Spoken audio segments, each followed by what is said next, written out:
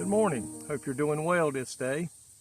And I pray God's blessings be upon you as you go through this day. May He protect you, supply your needs, give you strength, and just give you encouragement. And let the joy of the Lord shine through today. I want to talk to you today on Ephesians chapter 3, verses 16 through 19. Ephesians chapter 3, verse 16 through 19. And it says that He would grant you, according to the riches of His glory, to be strengthened with might through His Spirit in the inner man, that Christ may dwell in your heart through faith, that you, being rooted and grounded in love, may be able to comprehend with all the saints what is the width and length and depth and height, to know the love of Christ, which passes knowledge, that ye may be filled with all fullness of God. Paul here prays for at least four things: an inward power, an inward presence, an inward perception, and an inward provision. He uses four descriptions, according to this scripture, to remind us of the immensity of God's love. How big that God's love is for you and I. Sometimes we seem to forget about that.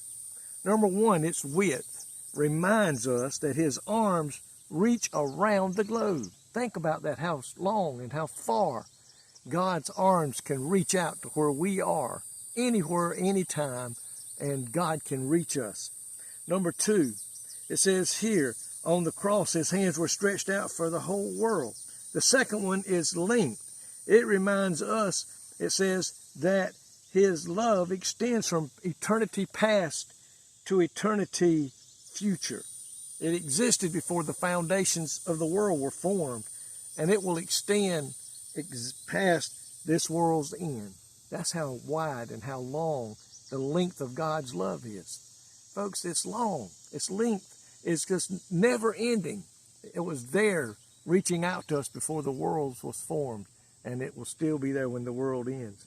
Number four, its depths reminds us that His love addresses the deepest needs, it says, of the human heart.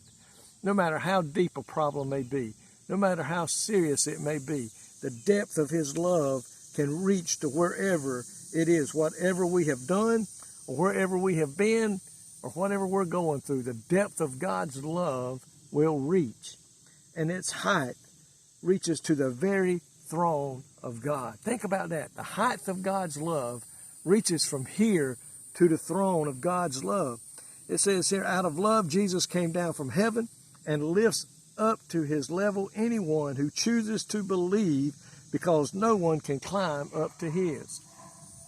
Dwell means more than just merely to live in a place. It means to settle down, move in, and take up residence. And that's what God loves does in a believer today. I like that. It means more than just merely living. It means to settle down, to move in, to take up residence, and to be at home.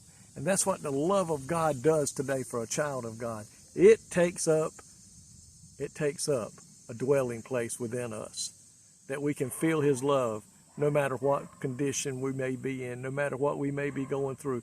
The love of God is real, and we can feel it and know that God loves us like nobody else can love us. What an awesome thought that is today. When God makes His home in the hearts of His people and the Holy Spirit fills them with His presence, they begin to understand, we begin to understand the length, the depth, and the width of His love today. I missed one, didn't I? Length, depth, width, and breadth of God's love. Folks, today the love of God is like nothing else that we'll ever encounter, nothing else that we will ever be a part of. The love of God. Oh, there's a song, I can't remember all the words, but I think the Dixie Echoes was the last group ever. The love of God, and what all it reaches and does for us today. Lord, thank you today for your love that is so real, so big, so wide, so high, so linked. God, it's just unmeasurable, the love that you have for us. Of all the love that is found on this earth, nothing compares to the love that you, our Heavenly Father and your Son Jesus Christ has for us. Thank you for that love. And Lord, we pray today that we will be found serving you and working for you in the days ahead. In Jesus' name I pray. Amen. Thank God today for the love that he has for you and I. May God richly bless you today. I love each and every one of you, and we thank you for your prayers, for your comments.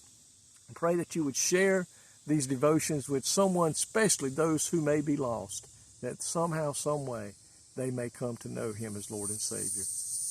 Have a good day and a good evening. I love you. May God bless.